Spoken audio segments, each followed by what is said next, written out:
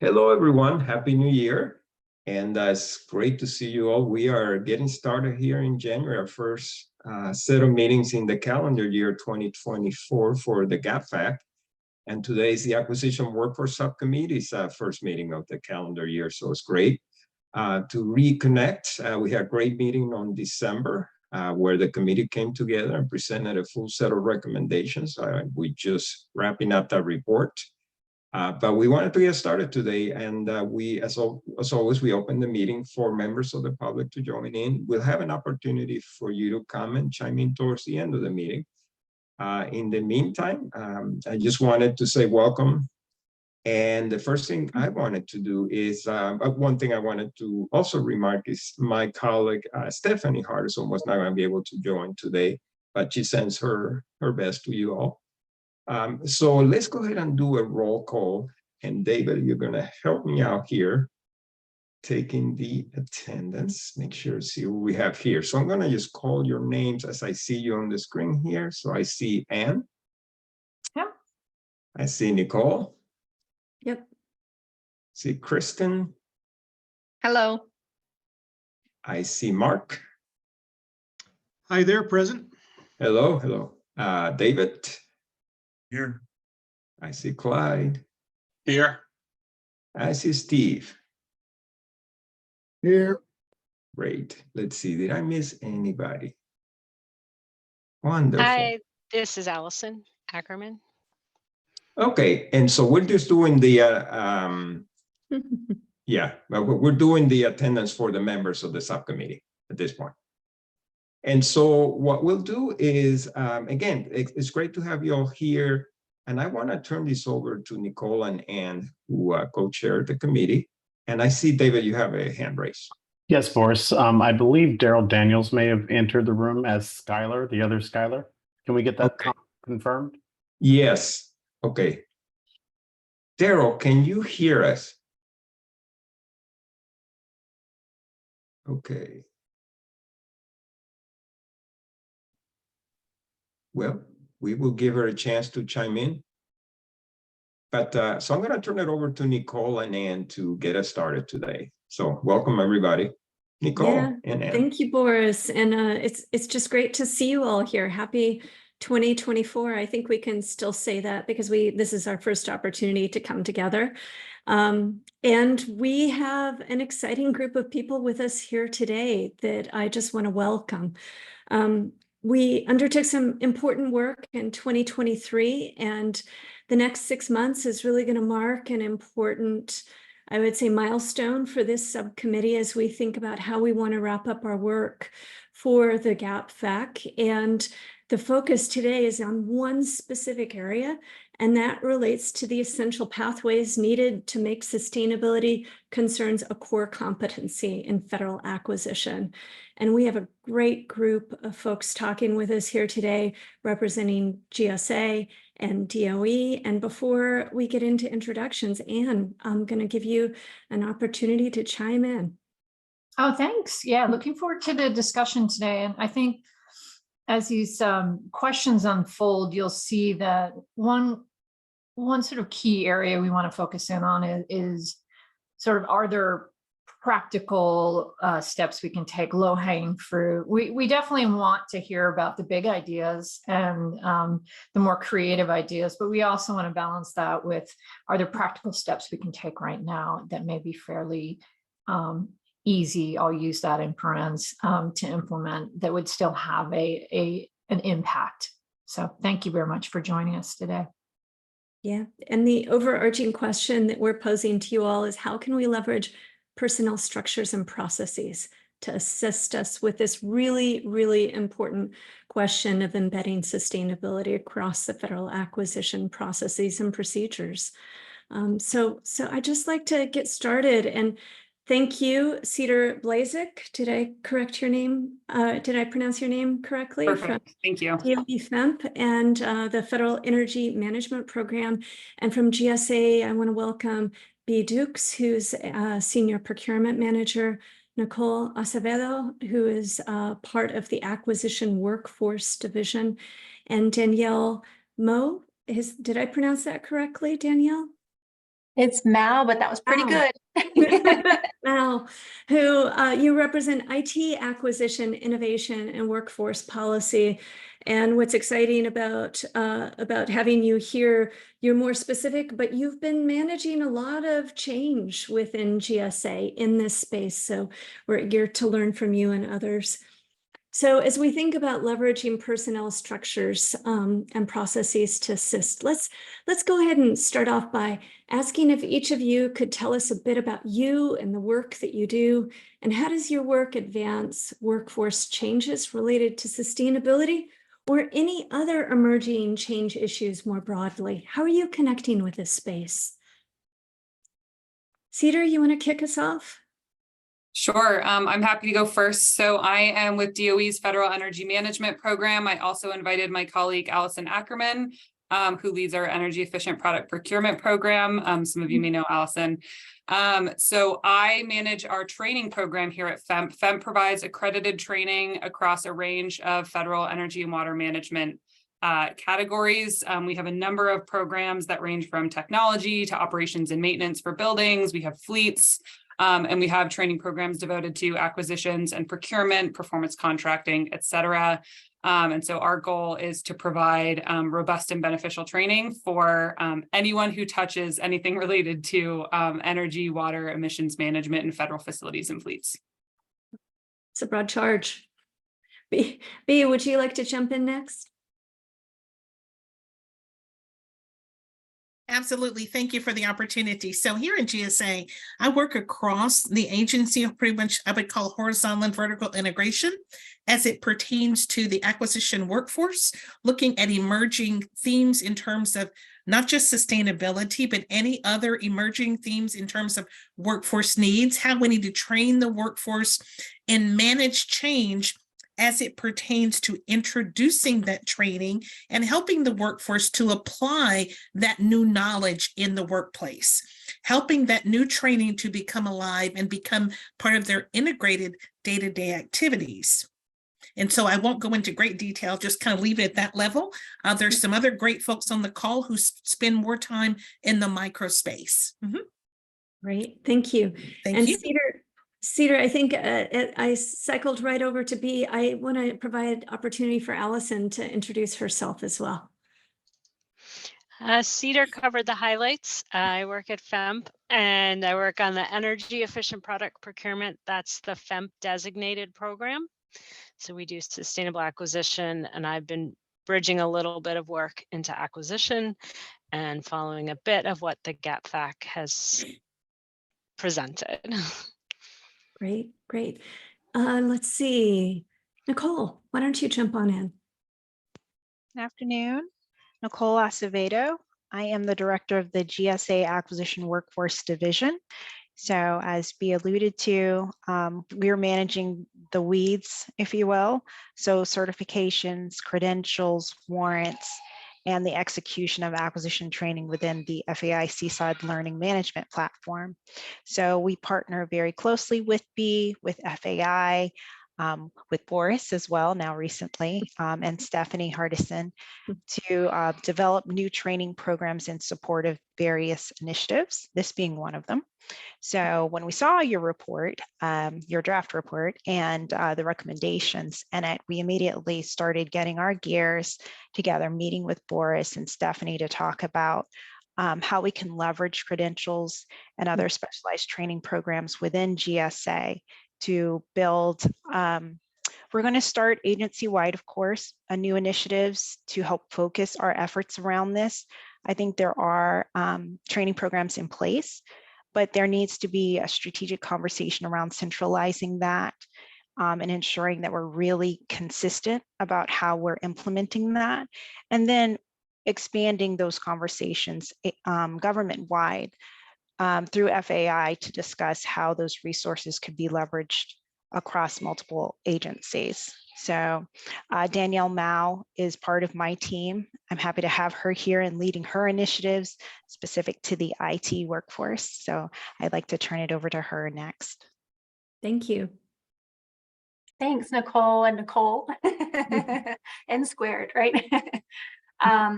Thanks, Nicole and B. The ITAC has just been really fortunate, right place, right time. And so everything that we've done for that particular workforce is just a really awesome set of objectives and guiding rails, if you will, for replication, I hope, to many other segments of the workforce that are all struggling with how to stay relevant and credible in this space. Everything seems to be changing so fast. I don't think sustainability is any different than IT in terms of all the technology and different things involved with that. So always evolving. And so really creating training programs that are responsive to the workforce needs, that are data-driven, user-driven, is going to be really critical for many areas of training. So I'm excited to be here and share what we've learned. That's great. Thank you. Thank you all for taking the time to join us today.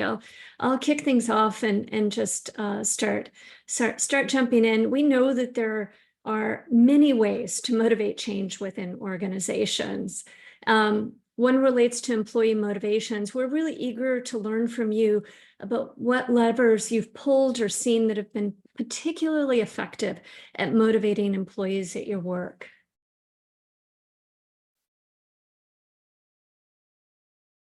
Cedar. Yeah. I can assume I'll go first every time. I was waiting for you to call me. Well, and really, let me just pause. I want this to be part of a conversation. We don't have to go all around. Let's just open it up. It need not be formal. So as ideas bubble up, don't be shy, put a hand up or just jump on in. So the main things that I've seen just across the federal government in general is the best way to motivate people to do anything is make sure that it's included either in their performance plan or their job description. And so I think, thinking about how to incorporate sustainability into the acquisition workforce, it needs to be built in probably into those two places. If you are able to include some type of metric in a performance plan related to increasing the amount of sustainable acquisition, making sure that it's included, making sure that that's an expectation, having clear guidance around what's an expectation and what is a above and beyond. That is number one. That's how you're going to get it across the board. One thing that FEMP offers and really encourages is awards and recognition. So we have two different awards programs at FEMP. We have the Federal Energy and Water Management Awards, and we also have our Fed Spotlight Awards, which shines a light on folks who are doing great work as it relates to energy, water, sustainability in the federal government. I would say those awards are really beneficial for recognizing the great work that folks are doing and making sure that those habits continue. They're not always a motivator for someone to necessarily start doing something they're not already doing. So I do think it's a combination of the two, but awards and recognition are really how you're going to get it to stay permanent and stay existing. So to me, those are the big levers. And then folks always appreciate time and money. So anytime there are internal awards that you can recognize, those are a bit harder to do, but that definitely spurs some motivation as well. Who would like to jump in? Thank you, Cedar. Anything else you'd like to add about what levers you pulled or seen pulled that have been particularly effective at motivating employees? So Nicole, if I may, this is the here at GSA. One of the things we use is simply it goes back to Cotter, creating that sense of urgency. We're not trying to be theoretical here, but helping the workforce to understand the importance of capturing that new knowledge and the importance of its application in their workspace. Nowadays, people need to understand the why. It's no longer you do it because we're told, but people need to understand the why and its importance and what that means to their work and what that means to the taxpayer and so forth and so on downrange.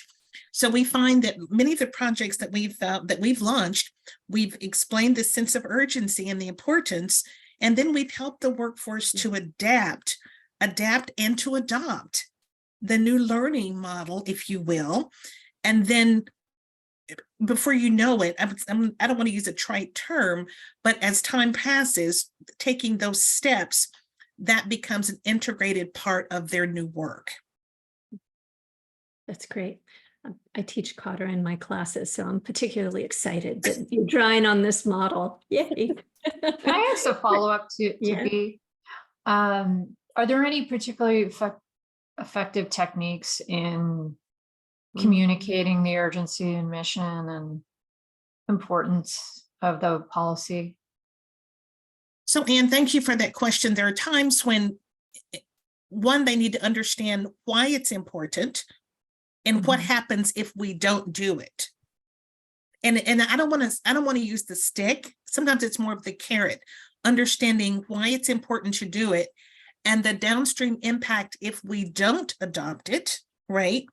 And then in order to ensure that that is socialized, we use a lot of visualization through dashboards.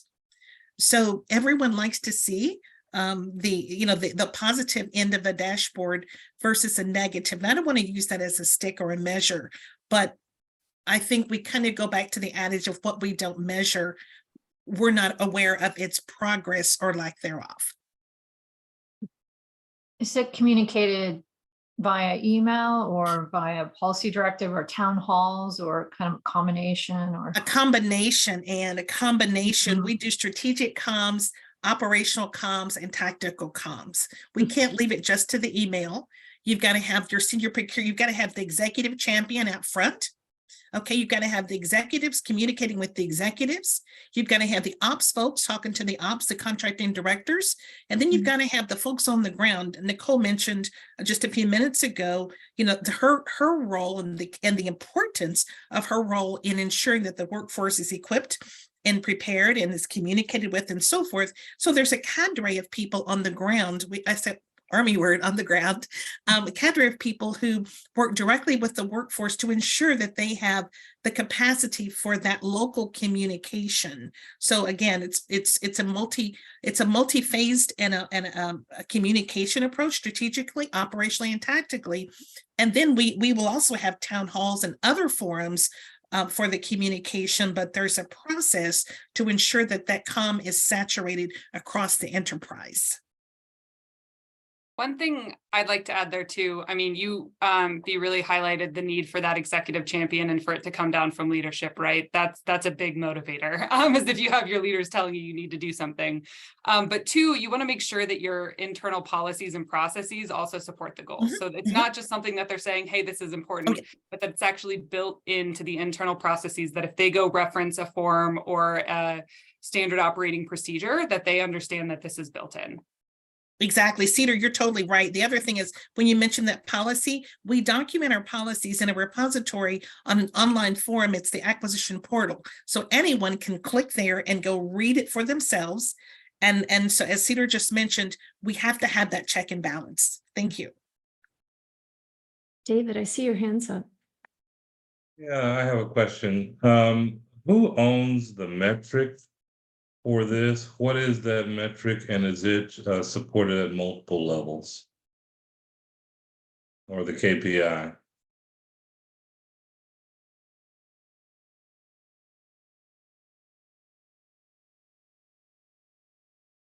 I'll take anyone who wants to answer that. David, can you provide more context around what you mean by own? Sure. First of all, is there a metric that someone is held accountable to, a KPI that someone is held accountable to in terms of training, development, be it the staff member themselves, the manager, the director level? What level, is there a metric, and what is that metric, and is it supported by all levels? A metric might be number of people trained, or number of hours trained, or trained in certain competencies, whatever that might be. I don't know, but do you have a KPI, and is there someone on it? Yeah, so at GSA, we have a structure set up called the Acquisition Career Navigator. And so this individual is specifically appointed by each head of contracting activity to support career management for their organization. So that would include training. And so part of their responsibility is to work strategically within their organization with mid-level leadership, et cetera, to address any training needs, make those purchases, but also to help us build out training with subject matter experts within the agency. to meet those needs. So we do have an infrastructure in place where we have people formally appointed and designated to facilitate career management throughout the agency. And my organization then partners with these ACNs to reach the 7,000 plus individual workforce members. Just to follow up, Nicole, does do the managers in the organizations that have direct responsibility for the acquisition staff have a metric that they are accountable for related to that? Yes, I'm sure that each individual manager has a responsibility to ensure that their staff have the appropriate certifications required to perform the work, maintain the necessary training to execute it. So these ACNs are then supporting them from an organizational level to report their needs and concerns and priorities up to the HCA and SES leadership, as well as throughout the organization at a strategic level. Okay, thank you. And David and Nicole, if I can just add, because David actually did mention the word competency, so I feel like that's a good door to just bring that up. That's not necessarily an approach used at every agency or even across GSA yet, but for the IT acquisition credentials specifically, we actually did do a skills assessment and created and validated a specific IT acquisition competency model, which you can then use if you have a baseline of what the knowledge, skills, and abilities are for the workforce. You can then measure a program's efficacy to those skills, which is what the ITAC is a response to closing those skill gaps that we found. That sounds great. Hopefully that's carried across all of GSA. Well, I definitely want to thank you again, Danielle, for talking with us early on about the training that you move forward within IT, because that certainly, I think, serves as a model from which to draw from. Yeah, and I just I had one more thing to add, if it's all right, to is it Cedar? To Cedar's point, she mentioned awards, and I thought that was just a great example of awarding people for the stellar job that they do. That's really important. Maybe one thing I would suggest is, and we're just getting to the point with our program of being able to connect all these dots, but if you have a sense of not just the skills you want to develop and build, but you have a sense of the professional's journey for recruitment all the way till retention and succession planning, then you perhaps have different tools and incentives, mechanisms that you use. So awards would be one, but maybe that's not as important to somebody who's first recruited, right? Maybe for the person who's first recruited, it's all about getting that introductory awareness level understanding, feeling like they're being nurtured. There's different things at different phases. So I would just add that, and I can offer a lot of examples of that.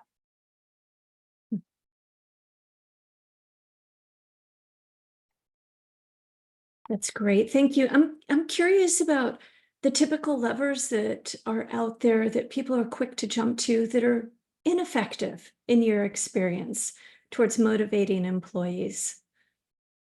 These are things we want to avoid. Does anything come to mind here? The current state of asking our professionals to do more with less and asking them to do things they're not trained to do is a very good way to lose people. I'm just being very blunt. I think that's what we've found over and over. Feeling supported amidst change, right? Individuals need to feel supported.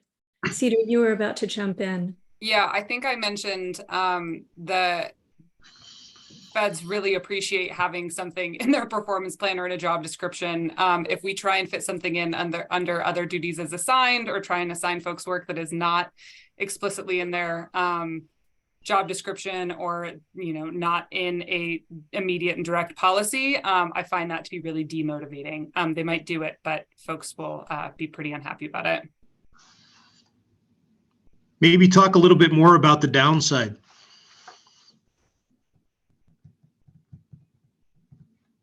The downside of? For example, in the state, there's no policy, there's no statute, there's no order, there's nothing. So the only thing somebody could do is on their own wherewithal and get fired. Is there a similar parallel at the federal level?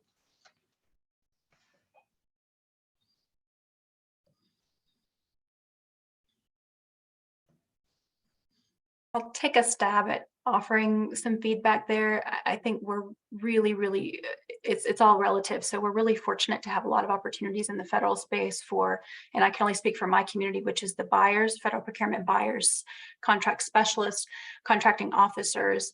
We're more professionalized than a lot of other job series and are being looked to as a model. And yet, even from my perspective, we can do better and better. And that means staying really plugged into what this workforce does, because it's changing all the time, knowing who they are, which is no simple thing to identify, and really measuring how well we continue to purchase for the government. Those are the three tenets of our program that keep us plugged into being and remaining relevant, whether it's providing that awards opportunity or providing a really meaningful curriculum that's not just check the box training that doesn't even match what they do. Providing more opportunities for sub-specialization. So we've got them a foundation of what to do. Now, how can they grow? How can they dive deeper into, in my space, IT acquisition? How can they have access to meaningful, relevant, continuous learning for a lifelong learning model? How can they belong to a community, a cohort of peers, and share what they do to feel valued and be a part of a group, especially in the virtual environment? These are just some examples. I think that's terrific. Thank you, Danielle. Allison, I see your hands up, and you've also put something in the chat. Please jump on in. You're on mute. Sorry, double mute. In Executive Order 14057, Section 401, I put it in the chat so you don't have to write it down. Engaging, educating, and training the federal workforce. Assign some responsibility to OPM for federal workforce training as it relates to sustainability.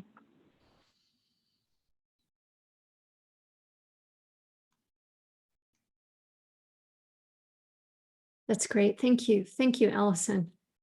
I'm curious now about levers in your experience that have been the most effective. And I'd like to get back to Anne's original point about low-hanging fruit. Like if you're going to start this, where's the first place to start?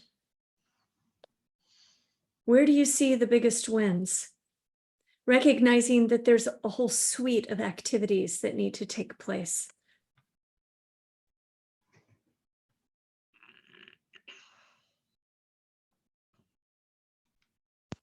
So I'll volunteer an idea that we've been pitching here within GSA. And I mentioned and alluded to it earlier, which was establishing a specialized credential program. I think that to Bee's earlier points, making sure that the workforce is prepared, that they fully understand not just the authorities and the requirements, but also the how, like the procedures, the business processes, the forms, everything that's necessary to effectively carry out these functions is the best way to ensure that it actually gets done. One of, I think, the biggest hurdles is people just don't know how to do it, right? Like, how do I actually go about including these issues in my requirements, performing market research around this particular area, et cetera. And conversations on sustainability topics can seem a bit theoretical to your, I just want to get it done individual, right? And so we're looking at very practical training applications around sustainability, not just the what is it and what are the authorities and why is it a good idea, but like, this is how you do the work. And so I have Jen Hino from my team, who is also joining us on the call today. And she is our team lead for GSA credential programs. And so she's going to be working very closely with Boris and Stephanie. She'll probably be reaching out to some of the SMEs on this call around ideas for topic areas or courses in academia that are offered by professional organizations that we could leverage as part of a standardized curriculum to be first administered potentially within GSA, but then hopefully government-wide to provide very practical advice and guidance to the workforce. So I see that as a low-hanging fruit that I think we can execute Hopefully, I don't want to throw out timelines because God forbid, it all goes awry the moment you say we can do it within a week, right? So, but I will stand behind the idea that I think it's low hanging fruit. I think that there, again, are learning assets that have been developed in various pockets. But the materials just need to be centralized, standardized, and then administered through an easily accessible platform so that everyone has access to it. So that's hopefully a recommendation that we can move forward on this fiscal year. That's great. Cedar, it looked like you wanted to jump in. Oh, I was just gonna agree wholeheartedly, and I'm so happy to hear that that's already kicking off, Nicole. When I was thinking about this question in advance, I just wrote, start to require training, require folks to have training on this work. And I think, you could even start simply by just trying to get folks to incorporate it into their performance plans and into their structures. But I think ultimately that credentialing program is what's going to lead to the long-term success and actually getting folks to implement and take those trainings. I really like the focus on the practical application. We've done a few of the trainings that are available today, and there is a heavy emphasis on educating you about the policies and where they're located and and that's important. They have to know that this is based in policy, but I like also combining that with the practical application. You have to make it super easy for people. You've talked a little bit about job descriptions already. Can you tell us in what ways you've changed job descriptions around sustainability concerns or other change areas to really help recruit the right individuals? Actually, no, this is the description. So this is once they're in and when the job's getting defined, how you've gone about doing that to focus on emerging or change areas.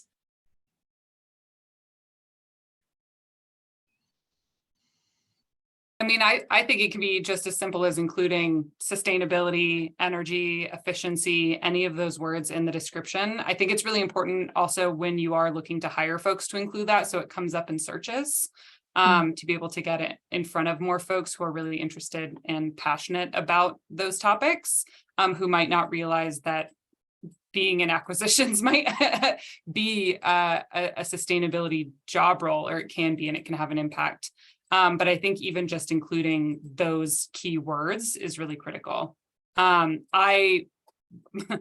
job positions that I write for my office all include that, so I can't really speak to what it is to be able to modify it or add it, but I'd be curious if anyone at GSA has other experience. I would just offer the competency piece again here, Anne and Nicole. When you have a clear set of competencies or knowledge, skills, and abilities for a workforce, you can use the right words in those announcements to recruit for that talent. So with more shelf life, so not to say that you can't add sustainability into that announcement. I think that's critical. That's the buzzword, but also making sure that you're holistically targeting the skill set of people that have the critical thinking skills for that role, that have the creativity and problem solving type of skills. And that's just my little addition there. I'd just like to chime in on that. And I think when you combine that with what Nicole was talking about, like practical training. So if you're kind of designing that training against those competencies. So we want the workforce to have this competency. Well, if they don't, how do you get them that competency? And so tying that training into it. So I think those two go really well hand in hand. Are you seeing an interest in recruits around sustainability? Is that a appealing job description to a lot of people now? I don't know if any of you have hired recently. Maybe that should be the first question. Or maybe for the recent applications that you have put out, how have the numbers shifted over time? So we're launching a program within GSA called the Acquisition Talent Development Program that focuses, it's a pipeline program for hiring entry-level contracting staff, 1102s, GS7 and 9. and the conversation of sustainability came up. And it is really very appealing for recent graduates, right? It's a generational, I think, shift. Just as a generation, they are more aware of and in tune with environmental concerns. And so it is just naturally more appealing to them. It's more attractive to have an opportunity to contribute to those issues. And so I think with entry-level positions, we will see strong interest in this area. I'm not aware of as strong of an interest with journey or senior level staff, unless, of course, it's a priority that's coming down from on high. And of course, you know, if it's important to you, then it's important to me, right? But naturally, as an attraction piece for folks who are looking for new positions, that's what I think we're encountering. Can you tell us a little bit more about the Acquisition Talent Development Program, Nicole? Sure. What does that look like? Oh my goodness, that's an interesting question. So because this will be our hour about it. Yeah, well, so we launched it, the kickoff meeting to have the entry-level discussions about the program this time last year. And so in a year's time, there was just a tremendous lift throughout our agency to establish one streamlined entry point for new hires at these lower grades. So our challenge within GSA is that we're very top heavy as an agency. We're primarily GS 11 and above. And our workbench for GS 9s and below is quite small, which is very challenging for succession planning. We don't have enough people to promote when people retire or depart the agency. And so in order to better position ourselves so that we can build our workbench and really have a homegrown set of professionals who are ready to be promoted into these journeyman positions, as opposed to poaching from other agencies, we established this new program. So we are currently launching the very first cohort right now. And our goal this fiscal year will be to hire 120 GS 7 and 9 1102s. So it's a very aggressive initiative and timeline. It's required a lot of internal business process changes because previously every office hired, you know, based on their own individual needs, based on their own individual processes. You know, interview questions were different, hiring managers had different priorities, et cetera. So all of that had to be centralized. There's no other way to get into GSA now as an entry-level contracting professional unless you're coming through this program. And so once you enter the program, it's 2 years. Started as a 7, you finish as a 9, and you'll finish with your FAC professional certification, along with a specialized credential in GSA contracting. So we're going to groom them to be contracting professionals at our agency. And so they should, you know, finish with on-the-job training, certifications, credentials, all the specialized training that they need to hit the ground running after 2 years. Nicole, that sounds so impressive. Is there a component of it around sustainability? Or are you thinking the sustainability certifications will be the more seasoned, more experienced 1102s, and that, you know, those at the 7 and through the 9 level, is there a role for them in the sustainability certification space, or even just learning about sustainability? Absolutely. Yeah. So we would want to expose them to the topic. So our goal would be that the courses that we're building out now, that would ultimately become a part of the sustainability credential, we can test them. with this cadre of entry-level professionals, because if it Mhm. works for them, it should work for everyone, right? Mhm. And so if in year 2, we can administer those courses, not all of them, right? A couple of general courses that would really introduce them to the topic and get them grounded in these principles so that they can then move on to more advanced subjects if they're ready to pursue the credential once they're finished. That's how we're going to pursue it. So we're going to leverage this population great. to help us test run those courses before they ultimately get folded into the curriculum is the plan. Yeah, that's great. They could become future sustainability experts. I mean, that's the goal, right? You want Yeah. to introduce these topics early. Yeah, I see your hand was up. Oh, I was just going to echo what Nicole was saying. And as Jeff mentioned when he spoke with you, I think it was during the last public meeting, there are different levels. What Nicole said is totally perfect. There are different levels of awareness that we're creating. And so with a new course that was just updated and retitled and renamed, it's sustainability across the acquisition, across all dimensions. It's for not just contract specialists, not just the buying folks, but program project managers, those who do contract administration.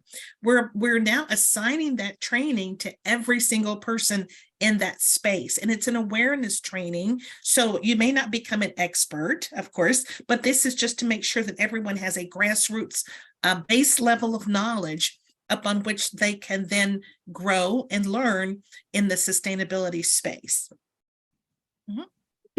How long is that training?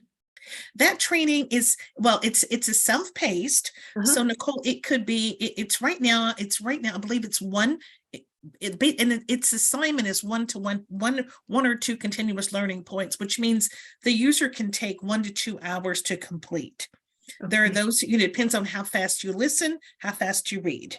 But the goal is not to speed through. The goal is to take the time you need to absorb the new content and then to complete the learning assessment that validates that you've completed that training. And of course, then you are awarded your points to help maintain whatever credential that you might have. And it's also something to put on your, on your paper. I did it.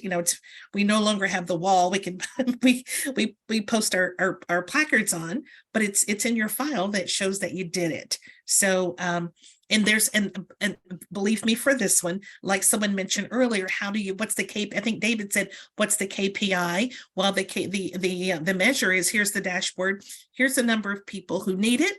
Here's the number of people who've completed it.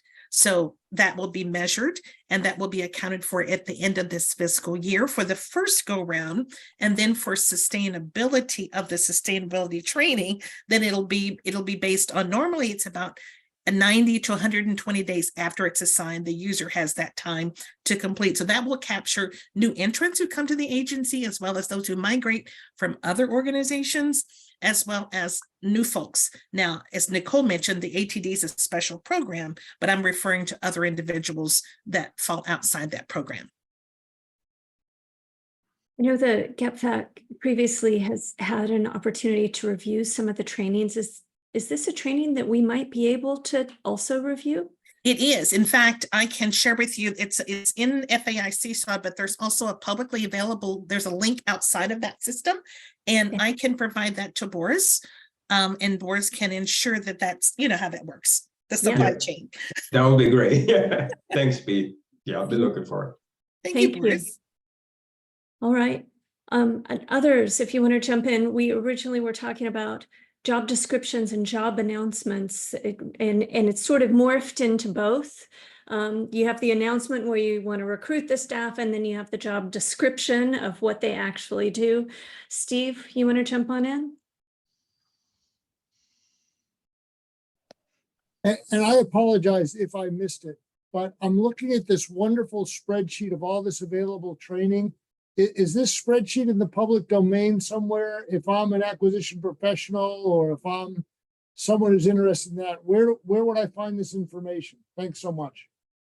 Absolutely, I can answer that. Up at the top of the chat, I put in 2 links for FEMP's Workforce Development Training Program and then FEMP's Energy Efficient Product Procurement Program. If you go to FEMP's Energy Efficient Product Procurement Program and click on training on that page, that's where you can get the sustainable acquisition training resources. We also have an inventory of those trainings that break them down based on type as well. Which is really helpful. And we also have some short form trainings that FEMP has developed on specific technologies. And I apologize. I'm going to be a remedial student today. So Okay. I'm on the FEMP page. Great. So what am I missing? Are you on the energy efficient product procurement page? I hit the first one, said It says- development and training. Workforce development and training. I would click on the second link. Okay.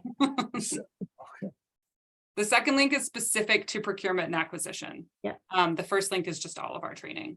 And I'll just repost it in the chat if others want to take a look. Thank you. So if you click on that page and then scroll down, there's a couple of little partial boxes. There's one on the right side called Energy Efficient Product Procurement Training for Federal Agencies. And that public facing website has our short videos, it has full length training, and then it does have a link to that resources page that I dropped in the chat, as well as the training inventory that groups the resources by various acquisition topics. But yes, those are publicly available. I'm hoping you can share them so folks know that they exist. Great. Thank you very much. You're welcome. Thank you.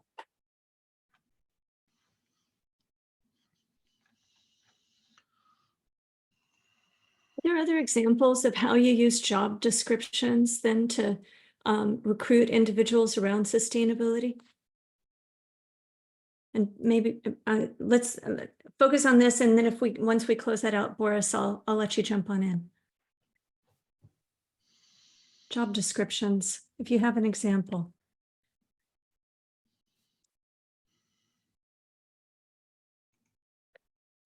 All right, Boris, jump on in. Actually, my question is related to job descriptions. And I was just thinking, have any of you worked with OPM? Because I saw the reference to the executive order where OPM is kind of tasked. But when you start creating job series, you're definitely in the OPM land. And I wonder if any of you have had any interactions with anyone at OPM that's working in this space, because the job description business is, like I say, normally goes outside of the agency more into the OPM space. Just wonder if there's been any interactions with OPM. I can just say that we've had interactions with OPM and OFPP on beginning conversations on how to restructure job descriptions to better attract candidates and to make them more user-friendly for the public to read and to access and to consume. So we've had some initial discussions in that space. I can tell you those discussions that I was in were not necessarily restricted to sustainability jobs, but the broader discussion of how do we make government not just more accessible in terms of, from an IT perspective, but more accessible in terms of the terminology we use and making the announcements more readable in everyday language. So I can tell you that's a conversation that's been opened several months ago, in fact, a couple of years, but more so last year when we announced the FAC modernization. I don't know where that's moved to, but I have seen some movement in the cyberspace, but I am not sure where it is right now in terms of this particular topic. Okay, thanks, B. That's helpful. Yeah, and OFPP, for those of you who know, that's our friends at OMB, and that's the Office of Federal Procurement Policy. Oh, thank you. I'm sorry. Thank you. No worries. Yeah. I'll add, we've had us at DOE FEMP have had one interaction or an ongoing interaction with OPM related to senior executive training around sustainability and how to incorporate it into their senior executive training programs. we were working with a staff member hired on specifically to work on that topic, Heath Harding. He has since left OPM. We have not had any follow-up with anyone else there. I do not think it ultimately ended up being incorporated. So I haven't gotten an update for many months, but we were working with them for a while to identify ways to incorporate it into their existing senior executive trainings. Do you know who the point person was that you all were connecting with, Cedar? It was Heath Harding, but he has since left. Oh, got it. Yeah. Got it. And do you know who he was working with by chance? I will have to go back and check my Okay. emails. John Gill, I think. Oh. If anyone's worked with John Gill at OPM, I believe he was the person who originally hired Heath on to work on the project. Okay, thank you. Earlier you were talking about, and David brought this up about KSAs, and it's been reinforced by others related to the competency piece and the training, that it can be measured, what proportion of the staff is undertaking the training, et cetera. I mean, in the current structure, who's responsible for monitoring this? Who's held accountable for this, and what does this process presently look like? B or Nicole, if you want to hop in and support on this one, feel free. I'll just speak for ITAC in that this is one of the first credentials that we've developed a model for the IT purchasing workforce at GSA. And so that model, getting that work up and running, resourced, and now to the point where we're able to sustain on a biennial basis, that skills assessment approach to inform the curriculum and further solutions is what we're going to be doing. So our next assessment of the workforce, the IT buying workforce wide at the agency, will take place in 2025. And that ensures that the competency model stays up to date. We're already seeing that it needs to be consolidated a little bit. We just underwent a minor refresh. But if your competencies are done well, then they have a lot of staying power. And really what you're doing is just making sure that you're in touch with the skill need of that community and that hasn't shifted. So thanks, Danielle. So how do we measure it? I'm going to take a step back a bit and go back to the assignment of that sustainability course that I mentioned earlier. I need to correct what I said earlier. It's not yet on the public facing page, but I did reach out to the course developer, and I will still get the materials and get those to Boris. But what we do with that course, since it's in FAIC, so not yet on the public phase just yet, but what we do is we assign that in the system. That's a system that Acquisition Workforce Professionals use. We assign that to the workforce. And so basically they do nothing, but when they log in, they see they have the communication that says it's already been assigned, and it's right there in front of them. They then have an X number of days, it's about 90 days to complete that training. We then have a dashboard that we easily create from the metrics that the output metrics from the system. So we'll know what's the status of the completions in FAS, PBS, and the staff offices. And we can drill down by workforce series, or we can drill down by the type of work for program managers, project managers, cores, and so forth. So we tend to leverage the system to provide visibility to the senior leadership on the status of training completions. And that's what we call the health of the acquisition workforce. Let me just ask on this question. So I think I understand the dashboard concept that you're talking about, and that you have visibility to the outcomes of training, and you can drill down on that. What I'm not understanding is whether the operational leader in that department who's managing an acquisition person has themselves a metric for their performance, a KPI that they track that says, hey, I've got 25 people that I manage, 19 of them have had this particular training, I've got to work on getting the other 6 done. I know where you're going with that, and I can tell you I don't have the data on that for this particular year, but every year I know exactly where you're going. It's what do we put in that operational manager's performance plan, right? Right. And how do we measure them to ensure that there's downrange success or measurement thereof within the workforce that they manage. That's it. That's what I'm asking about. That's what you're asking. I knew that's where you were going. And I can't tell you exactly by memory. I'm sorry. There are many things that are going on in that space. By memory, I know there's something going on with data this year in FY24, but I'll have to research that and I'll have to get back with you because I don't want to take it from memory. Thank you, B. I appreciate that. Yes, sir.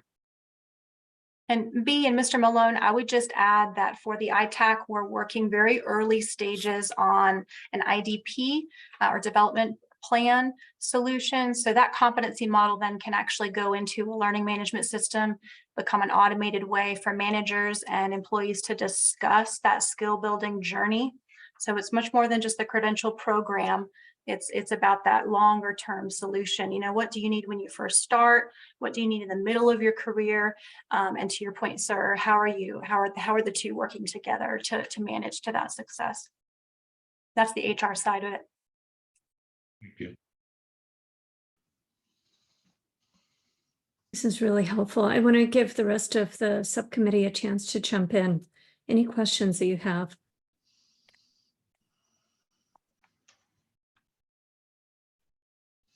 I have a subjective kind of question. Just how do you all feel it's going as far as what you're, the pace of how you're able to implement things that are making a difference when it comes to climate and sustainability? So it's very subjective, like each has their own thoughts on it, I'm sure, but there's a lot of inertia here, right? How do you get like the big mass moving? So just be interested in your perspectives. And whether it's sustainability or IT, whatever focal area you're trying to move forward, how do you feel about your progress? I probably can speak up. Just we started off very slow in the beginning so that we could move fast now. And when COVID hit, we were able to churn out 30 continuous learning resources in a month. So it just goes to show if you stand up the right processes and procedures and you know your skills that you're trying to build, you can move very quickly, very adeptly. And we have more than 150 resources in our continuous learning tool that are automated in the learning system of choice for credential holders. So we can curate anywhere from 10 or more a week and get those built relatively quickly now. That was not the case when we first started, when we were just trying to understand who that workforce was, what skills they needed. But if you do take that approach and take a little time in the beginning, you've got some serious throughput to be responsive as the environment evolves and as legislative things change and so on and so forth. This gets back to the baseline assessment that you were talking about, Danielle, correct? Yeah, really, that competency model, right? Really going out and assessing the workforce for what skills need to be developed. And even if it's not necessarily the exact same approach we took, right? There's pared down versions, just understanding a set of learning objectives for a specific training and validating that could be a micro version of a competency model for a class. There's little ways that you can adapt this to make sure that you're building the right training for the right issues. So may I jump in? Do I have a second, Nicole? So most of us operationally respond to what's being demanded of us on a regular basis, particularly by senior leaders that are sort of that we support or that we're in their line of command or whatever. I guess I just want to know. So for me, as an example, as someone who's managed operationally in procurement for decades now, people often ask about cost savings. They ask about speeding up the process. They ask about risk management, things of that nature. And those things end up being top of mind for me as a leader because I'm getting a lot of requests, a lot of pull for attention to those matters. Do any of you think that outside of the procurement areas, the folks that they support do you have any sense that sustainability is top of mind for folks, that they're asking their procurement acquisition staff for sustainable solutions? Is that your sense, or do we still have a ways to go on that?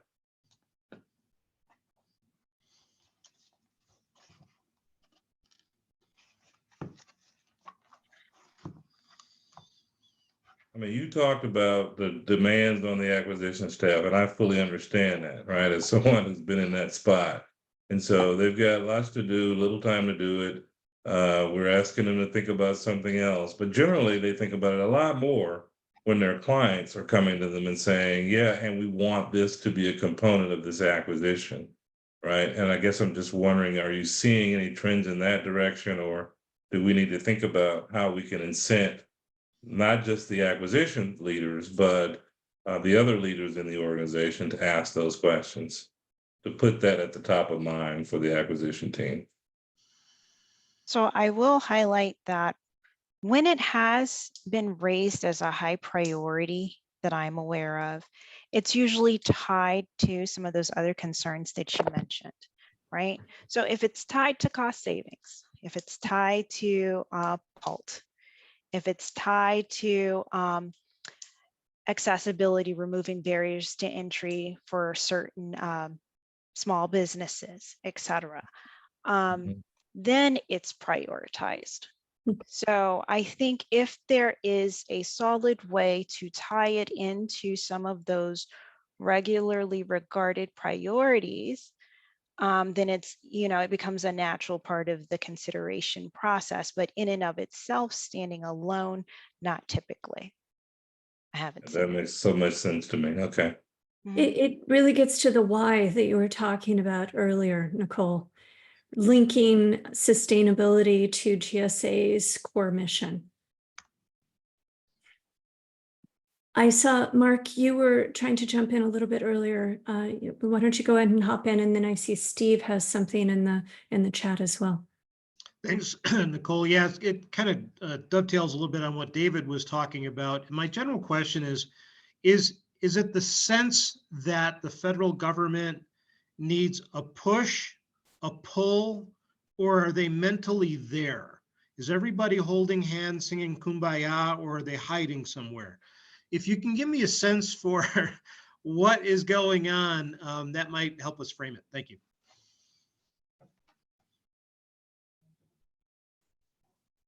David, talk about getting down to brass tacks.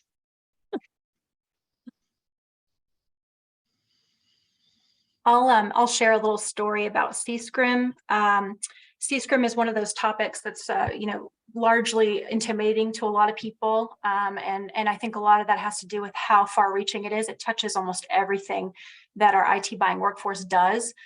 I think of sustainability in a similar fashion, that when there can be a champion to sort of speak about it in a way that makes sense of how cross-cutting it is, and how integral it is in touching so many different procurement processes like CSCRIM, and talk about it in terms of the risk to the government, to the taxpayer. If we don't do it well, we're going to start to see a much more cohesive storyline there, and that's really what's happened with IT. Is it's so cross-cutting. Everything has an internet connection, and so being able to talk about the topic in that way, in a very accessible, plain language way, is going to make it a lot easier to rally efforts around building the right solutions, piloting things, trying different things out, getting the right continuous learning out there, taking those first steps. And also, helping leaders understand what questions to ask. So as contracts are being presented, as contemplation around procurement methodologies are underway, leaders need to be able to ask folks the appropriate questions to center them around the sustainability issues. And I'm not even sure, in some cases, leaders know what those questions are. And so maybe there's room for a cheat sheet for leaders to understand what questions they should be asking. But the one thing I've learned is that staff understands what's important based on questions that leaders ask. So if leaders are asking this question every time they come and present a contract, they know that's important. I better cover that one because the X is going to give me a question on that, right? So maybe something we should think about is whether or not the leaders in the organizations know what questions to ask that trigger the sustainability requirement in the contracting process. And so with that, the training that's moving forward, is there anything that differentiates between those on the front line and the leaders themselves and the training that they receive. Right now, it is a standardized training that everyone receives, correct? Do you see merits in a differentiated training for managers to help them address some of the very questions that David is bringing forward?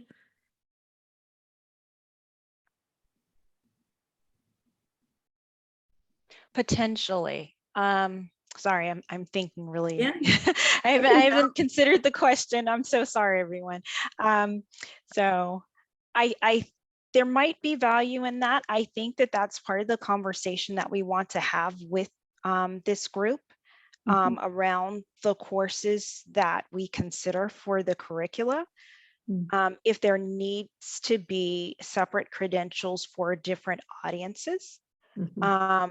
I think that part of the credential content could also include resources to make these business processes easier, navigating them, workflows, decision trees, things of that nature. It doesn't all have to be instructor-led courses, right? Sometimes people just need a cheat sheet. And so when you're thinking about the learning assets that could be included in this, and then the target audiences for each of those, I think that that's a valid question, and there is flexibility to target various audiences if you think it's necessary to go that in depth. You know, I think sometimes resources is enough. Consistent training and then differentiated resources might be sufficient. But that is definitely something that we hope to explore with you, and we're open to it. I think that the appetite is there. I don't think that there's any real resistance to the topic. I think it all boils down to familiarity, right? If people understand that this is a priority and they have a clear direction on what needs to happen procedurally in terms of business processes and requirements to make it happen, then you're probably going to see more compliance across the board, especially if they can also then get credit, if you will, for proving how this innovative approach contributes to reducing PALT or increasing ROI for the client, reducing costs, et cetera, right? Which are some of those long-term benefits, but that's not what's really talked about. We talk about sustainability like it's the end goal, but there's more to it than that. And I think that when that can be clearly communicated, it gives the employee those nice little sound bites, those data-driven sound bites that SESs like to hear, so that they can go and then report those to Congress, right? And sustainability becomes the vehicle or mechanism by which they were able to obtain those more, I think, common goals that we typically hear about in acquisitions. I think that's terrific. Great. I'm going to jump to Steve's question. He had to hop off, but I will just read his question out loud. Could you distinguish between learning resources you are making available and whether or how many employees or personnel are taking advantage of those resources? So I can take that one, Nicole. I was speaking to the resources. If it's about the new sustainability course, that's going to be assigned to everyone, to about approximately, I want to say about 5,000 unique individuals. And when I say unique, it's based on the certifications that they hold: program and project managers, course, those who do contract administration, and anyone that buys. So that's the approximate number. That would be the first answer to that question. I also wanted to piggyback, if you don't mind, on something that we were just talking about, and that is, how do we get the leaders? And I think there's, oftentimes we struggle in government and anywhere really in organizations is what is the catalyst to stimulate the intellectual thought around a particular subject? What is the catalyst? What is the thing? What is going to prompt us every Monday morning, every Tuesday morning? How do we bake this into our acquisition requirements so that it becomes part of everyday language? so that it isn't something that we check once a year or once a quarter, or I was Army before the IG inspection of your military barracks, right? But it's something that it's part of our normal course of doing business. I think we have to get to that point to be able to have a conversation more about operationalizing the particular topic. And I struggled with that word.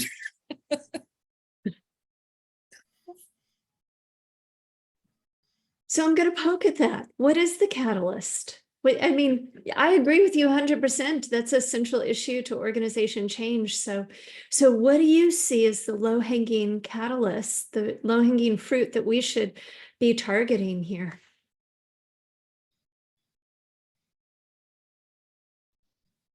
I think it's going to have to be something that, and back to what Nicole was saying earlier, something that's it's either part of the acquisition planning, it's part of that acquisition package.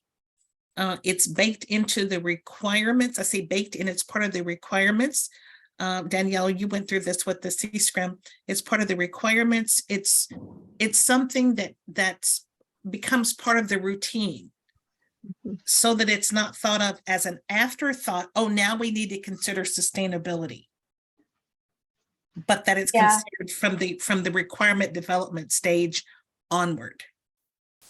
B, you have such an excellent point. I just have to say one thing, and that is, when we were building the ITAC competency model, we had senior procurement executive coverage to ask folks in that workforce space and their middle managers what their challenges were, and engage and create conversation around the topic of, we know your job is hard, tell us what your challenges are. That was like the seed that really created an entire movement to what is now a strategic initiative. And I think for sustainability, it's going to take a champion in that way, that knows and recognizes how critical this area is, and wants to and welcomes engagement with that workforce, so they feel valued, they feel they can come to the table.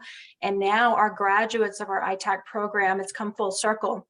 Not only have they given us feedback on the skills very early on in those early years that they do to do their job well, now after they're done and they're graduated from the program, now they're contributing as stellar SMEs to building the training that keeps the curriculum evolving. They feel incredibly vested, nurtured, just the things that help them do their job better. They're a part of it now. So I think it can be a really great tool. I see that Mark's hand is up. Before we get there, Danielle, David has asked if you could verbalize your last two chat messages, if you haven't already, so everyone can hear your thought behind this. Yeah, I'm just piggybacking off of what B, Nicole, so many others have mentioned, but a real easy, low-hanging fruit way to get some things out there is to curate stuff that exists already and find a way to promote it. So the memos that exist on sustainability could be created as continuous learning opportunities and built out and shared through the system of use by that workforce to take for continuous learning. That makes it a thing that exists out there in the space. And then you can collect utilization data on it too.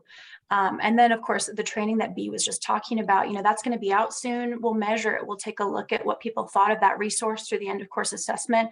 We'll look at new ways to build training thereafter, depending on the demand for that resource to make it better. Those are really just small baby steps, that you and low risk ones, in terms of, resources to create. That's great. Thank you. Mark, you have your hand up. Thank you, Nicole. And this reflects a little bit on what Danielle had said earlier, B had said as well, and David and I chatted about a while back. And I'm thinking to myself, who's beating down the door to take all these classes? Like, we had this opportunity here in the state too. Nobody was really doing it. Well, what is the catalyst? And I started giving that some thought. And really, I think the motivation there is, hey, you have to have that information available. And it's coming in different forms. One is leadership. Leadership should be talking about this. This should be something that comes out of their mouth, not just something that's somewhere on a website.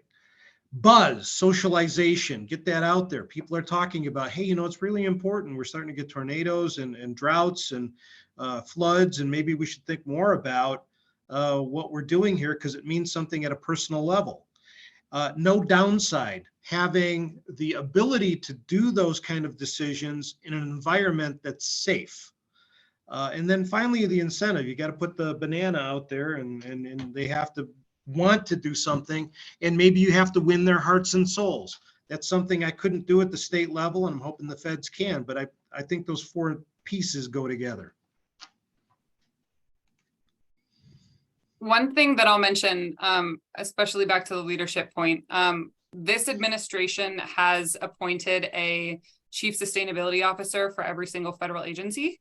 And so they had to be, it could either be a new position or it could be given to an existing senior leader, but they have to be on a senior management team at those agencies. And oftentimes it's an agency's office of management, whoever is overseeing their facilities and their real estate, often where sustainability programs fall. But there are senior level champions whose whole job is to be an advocate for sustainability now at every single agency. And I think that is incredibly critical when it comes to actually getting sort of the support and that top-down guidance. So remembering that those folks can be tapped at GSA, but also and beyond. And I do think that there is excitement and interest, at least from this administration. We already talked about Executive Order 14057 and how it calls out engaging, educating, and training the federal workforce on climate change and sustainability. But we also have some other key guidance around federal changes that are going to need to happen. We have the Federal Building Performance Standard, which 30% of existing buildings owned by the federal government have to achieve zero Scope 1 emissions, which are greenhouse gases emitted by the facility. So that's anything that's oil or gas fueled, as well as I think it covers refrigerants, but that gets a little tricky. So we're going to have to acquire a bunch of new equipment to meet that mandate, right? And so recognizing that standard exists for new facilities and new construction that's going to happen as well. So there really is a lot of support at the highest levels and at the White House for this effort right now. And it's just making sure that communicates all the way down the chain. You know, Cedar, there's one other comment I'll add to that. There's the cattle prod method too, and they did this in Albuquerque where they said, look, if you don't buy local, you're going to have to write a 3-page memorandum on why you didn't choose it. I don't know if it's that kind of a thing at the federal government, but that's another approach. Yeah, make it really, really hard to make. Oh, it will cause pain, choice. Yes. So our subcommittee has a task of developing recommendations on key items by this coming May. I'm curious, given this wide-ranging conversation that we've had that has addressed a whole suite of different spaces, what do you think would be most helpful for us to focus on? Knowing what you know about creating change, how should we be focusing our time between now and May? If we're going to make one recommendation, what should it be? What would that look like?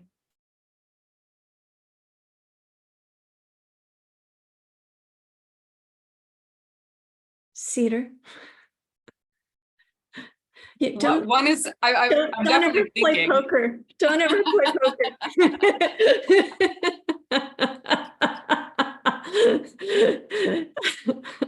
I mean, I really think the recommendation is build in some type of training requirement and build it into the job description and include sustainability on every single acquisition professional, or at least in the subset that's going to be working on this. To me, that's really going to drive it. I think if we can get to the point where we have a credential and we have the credentialing program, we can make that a requirement. I think that's really fantastic. But even before that, just being able to push the right language and being able to push some type of training and development related to this. And if there is any type of performance metric, I think it's going to be specific to the job role and what folks are doing. That would be my recommendation. And just trying to identify what that language is, right? I think this subcommittee could be really good at saying, you know, here's something really easy you could insert, here's something you could put in. I totally agree with Cedar. We would really like to partner with you as SMEs in this area to guide our efforts in building out and identifying training. And any support that you can provide for us, I think would be extremely helpful. Of course, we have internal experts within GSA, but we also have this FAC. So as I said, Jen Hino is on the line. You'll probably be hearing from her through Boris to solicit your feedback and guiding her working group on ways that we can identify new courses that we can assign, using the learning assignment tool that Bea mentioned earlier. We have an automated solution. We can put it on their transcripts today, assuming that it already exists in the system, and require it within 90 days and then track completions. So that is very low hanging fruit for us. It's not a huge lift, but hopefully we are working towards a more robust, comprehensive credential program. I don't know if we'll reach the heights of what Danielle has built for IT, but that's always the goal, is, what she's established. Like, her wheelhouse is kind of our golden nugget in terms of how we hope to develop training across the agency. So we would appreciate your support there.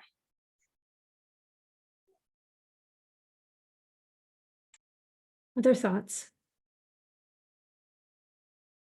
We have so much in the chat.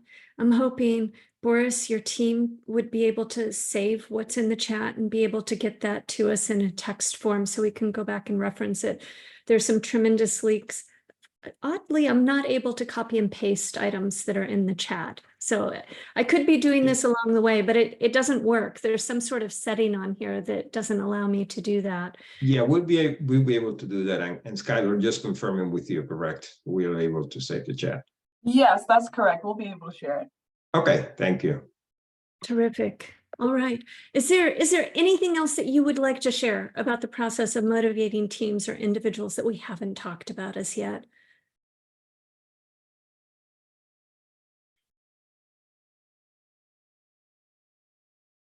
All right. Well, I really want to thank you for your time today. This has been super helpful, incredibly insightful.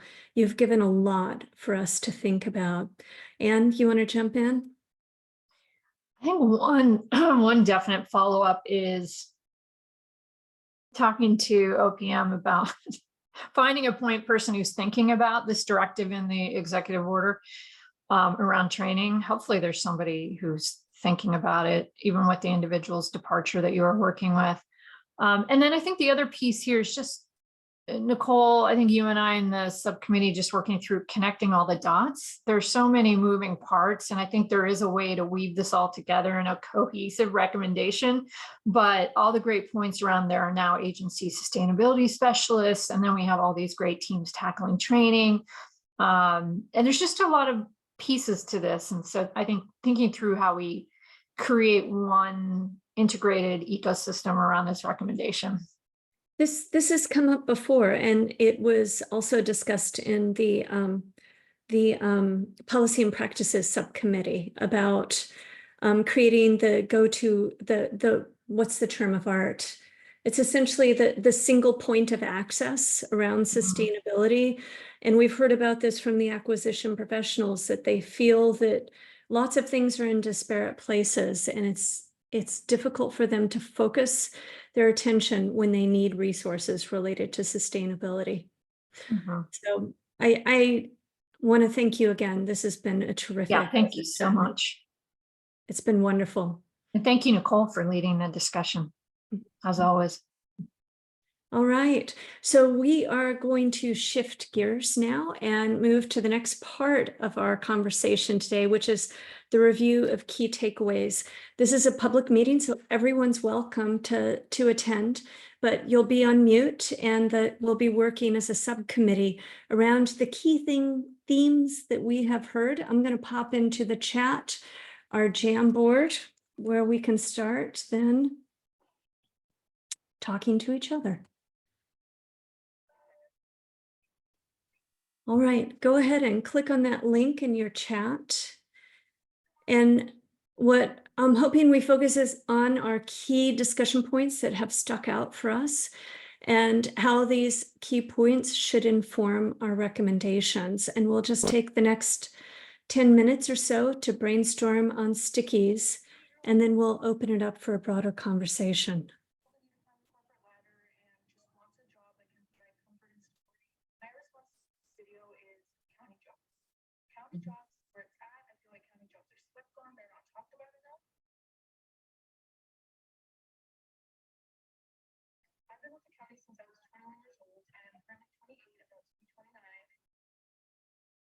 And Nicole, Dave is going to share his screen so that we could see the Jamboard as Okay, yes, we start working. makes sense. Thank you, Dave. Yep. I always forget about that part Sure because thing. otherwise it's just us looking at it. So I appreciate that. And I think, I can't tell who, but if we could just put everyone on mute right now before we jump back in.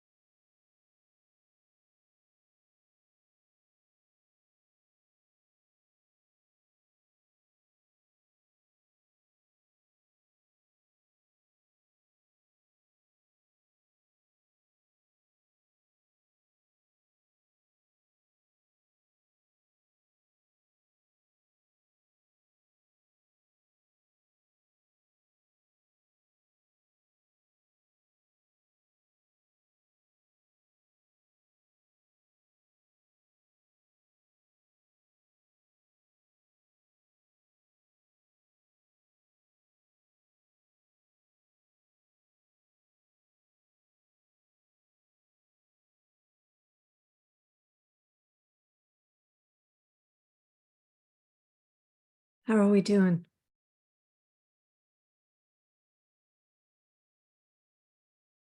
Are we ready to talk about what we have here? Or are you still generating ideas? Can you hear me? Yep, I can hear you. Okay. Am I talking to myself? This has to be one of the most robust Jamboards I've seen in a while. I think that we took a lot away from today's conversation, but I just want to pause and let you reflect on what you see here and create space for a broader conversation.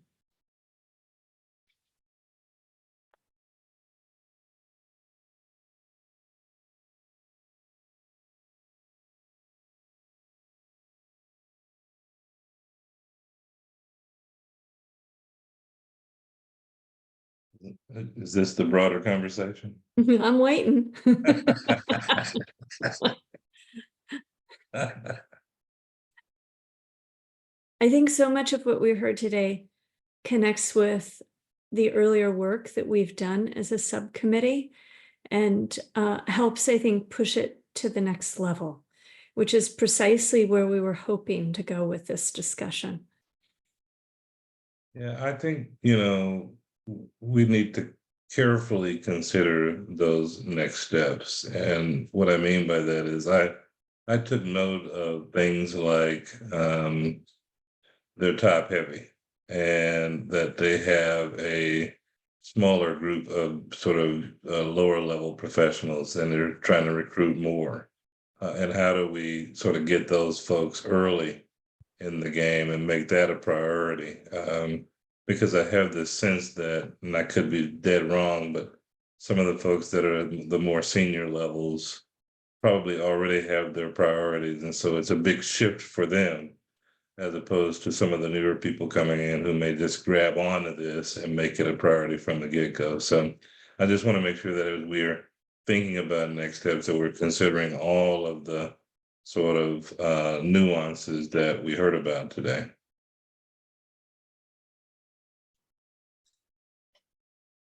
David, if I can jump into quickly things I can offer. One is I am absolutely in agreement with you. I think this is a phenomenal opportunity with this new program, the ATD, the Acquisition Talent Development. I put a sticky there. I think that's a phenomenal opportunity with that group. And also because of sustainable procurement credentialing, which was part of your first recommendation, already set in motion some things. I mean, say, give yourselves credit because that recommendation set the wheels in motion for some of the things we heard today. So I think those two programs, the cool thing about it is one is already underway, the ATD. So that one, it's off and running thoroughly, but it's running. And then the other one is in its makings right now. So those are two really great levers. Anyway, just my 2 cents. The second, when you say two, I know the acquisition talent development. The second item is the credentialing. Yes, credentialing. Yeah. Right.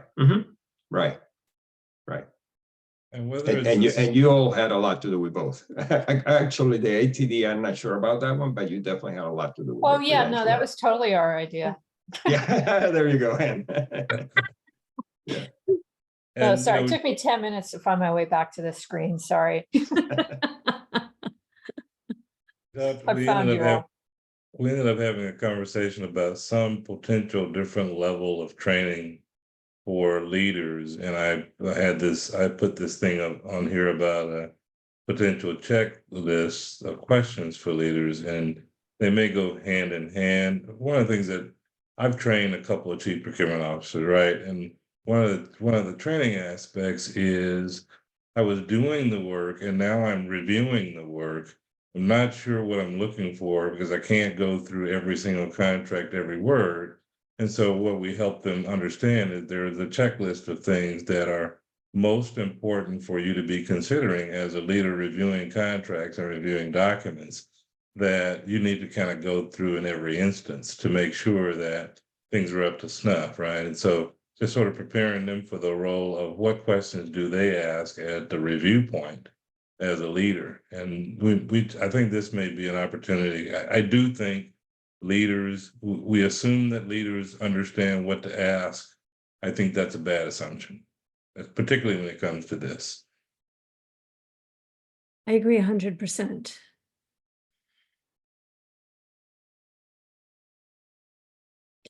I heard a lot.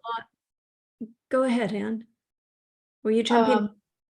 Yeah, I was the question about incorporating sustainability components into job descriptions. I wasn't clear how much flexibility an agency has versus having to work with OPM to reclassify, like redo the series. Now, Cedar's still here. We might ask her to chime in. What I heard early on was keywords will help. Just introducing keywords to send the signal that this is important. And my understanding is, Cedar, if you're still connected with us, is that that's how you've gone about managing this process rather than having to work with OPM directly? So these are just things that I've seen because I'm not at GSA and I'm not at one of the agencies. I just sort of am similar to this committee in that I provide sort of recommendations. But I do know from experience that putting in some of those keywords just into both the description, but mainly when you're trying to recruit the job posting. It's like I said, people who are just searching for sustainability jobs, it's going to come up, right? And there are some folks who might be doing that, and folks who are searching for energy jobs or might have a slightly different background. And you may or may not want those folks, right? And I think some of the GSA folks clarified that you need to be really clear about what the expectations for the whole job are, but being able to at least put in some of that language without going into a whole brand new position description or trying to change all of the job roles and responsibilities. You can make it specific to the job role that you're posting, and that doesn't have to go through OPM. But Boris, when you guys created agency sustainability experts, did their job description change? Or is it other duties as assigned? Yeah, that's a good point. I just don't know how much on Cedar said they. We heard that was a bad thing. Yeah, It's on yeah, a sticky. it's tough. It's on one of our stickies. Yeah, people don't love it. Yeah. I mean, the manager can add things to, when you're classifying a position, the manager has some latitude, but like Cedar said, there are very established lanes. So in 1102 and 1101, as you know, Anne, when you were in that very established hard lanes. I mean, there is some latitude, but it's minimal. I think Nicole had a good intuition on that just the amount of power you have, it's somewhat limited. But for our for our future sustainability certified acquisition professionals, is that a new job description? Or are we just taking existing and when they? Yeah, it could be. But if it was going to be a new job description, definitely there'll be some administrative process that will go through. With OPM, or can we do it on our own? That I don't know. That's where we really need to talk to an OPM person to really have the bigger picture on that. Yeah. So we have about. Go ahead, David. Can I ask a question of you guys that have spent time in the federal space and Cedar and others and Boris? Is that so in local and municipal government, there's this thing where if you ask someone to do something that's not in their job description and you let them do it, they agree to do it. At some point, they come back and say they want to be reclassified because it's not in their job description. Is that a thing in the federal government too? It can be. Oh yes, it can certainly be, David. So, it can certainly. So if it is, then this is important for more than just recruiting. Yeah, it's a great point, David. Yeah, that's why I kind of want to dig down a little bit into, what for these IT acquisition specialists. Sorry, I keep calling it IT for the sustainability certified specialists. Are we recommending the job descriptions change? And I think we are, and their performance standards change. And it'd be helpful to know if GSA has the latitude to do that, or So- is it OPM? So what I think will be helpful then is following the model of the IT professional, because they went down that road. Yeah. And I think if we look at what Danielle and team did, I think we'll be well set for Good point. success. Yeah. Yeah, Good so point. I would follow their Okay. path, just being travel. Yeah. Mhm. Makes a lot of sense. All right, so in the interest of time, let's slide on over, and I put the link in the chat to the next part of our Jamboard, which is the obvious next steps. So we just talked about looking at the model of the IT professional certification training, and I should spell that right. What else? Particularly looking at the model for, did the job description change and did performance metrics change? And then we want to follow up with OPM if possible, find someone from OPM who's thinking about sustainability training, or is it climate training? That EO, wasn't sure which EO that was. It's climate and sustainability. Okay. And yeah, I will note that John Gill, at least a few months ago, was the person responsible for implementing that executive order at OPM. So he's probably the best first touch point, at least. I don't know how in depth he goes into acquisitions, but Perfect. Thank you. See that. And I'll take the lead in making that first contact with Okay. John. You'll finding the right person. Mhm. Thank you, Boris. What are other next steps that we want to follow up on here? Gather more information. Clyde, you just came on camera. Oh, you're on mute. No, I said, I've been on. I didn't realize it was off. Well, it's good to see you, Clyde. Okay. Feel free to jump in. Yeah, but again, okay. Other next steps for us. I mean, the immediate one for me and Ann is we're going to organize this board. It doesn't make sense for us to do together as a team, and we'll put it in buckets and come back at our next administrative meeting, and then we can start thinking about who else. But without question, there are some obvious next steps here related to the IT and OPM. Is there anything else that's obvious? I think there's potential here to leverage for new recruits, just in terms of creating the future specialized sustainability experts. There's an opportunity to build a foundation with new recruits through the talent and development team. And Yes. so I don't know if it's another conversation or just some emails of just starting to frame what that recommendation might look like for them.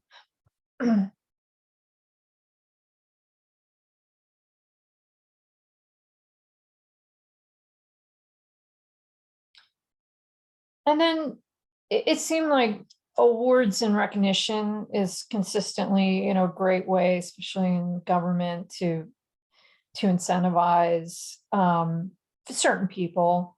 Yep. And so maybe just better understanding some of the best practices around that, who's done that really well. Well, and I know that the White House has come out with its suite of awards, and this connects to actually a recommendation in the change management model that we were suggesting in our first suite. We talked about the importance of awards and recognitions and called out the White House efforts, but it could be that there are other efforts here that are worth acknowledging as best practices. Yeah.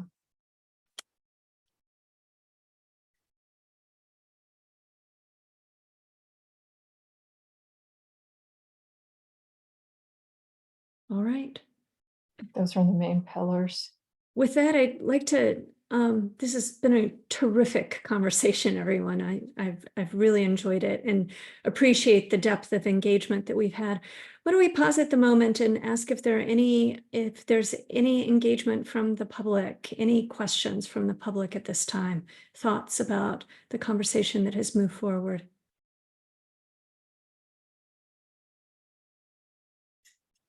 Hey, Jennifer, and I think you're the only one I see remaining here from the public. I don't know if you had a chance. any thoughts from you, give you the opportunity.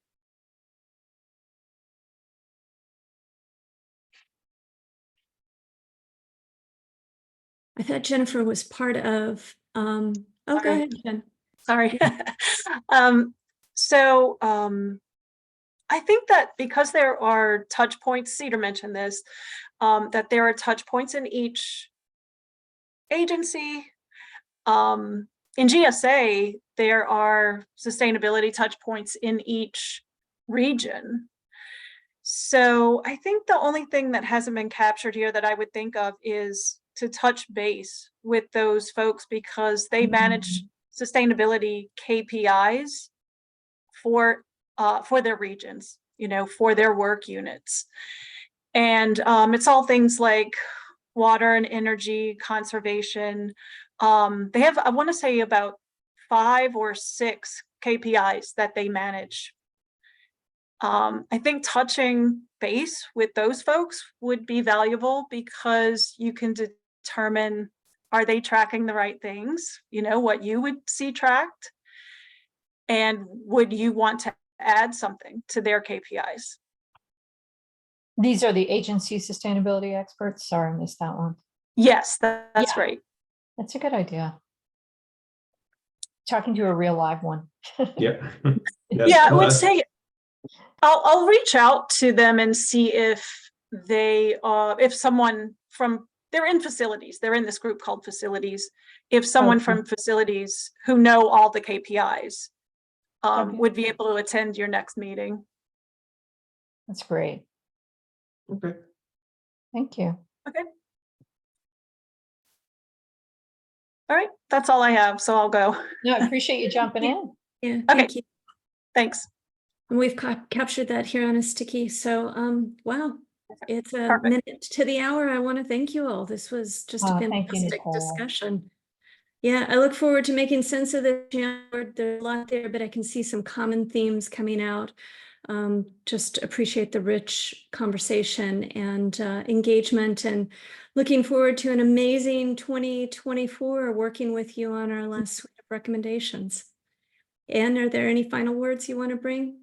No, just a question for GSA, whether, and you can send us in a follow-up email. Is there a date yet for the in-person meeting in DC? Oh, the in-person meeting, not yet. We're looking at the second week in May right now. So 7th, 8th, or 9th, May 7th, 8th, or 9th. So we're gonna look for space. It won't be at GSA because we lost the space to the presidential transition team.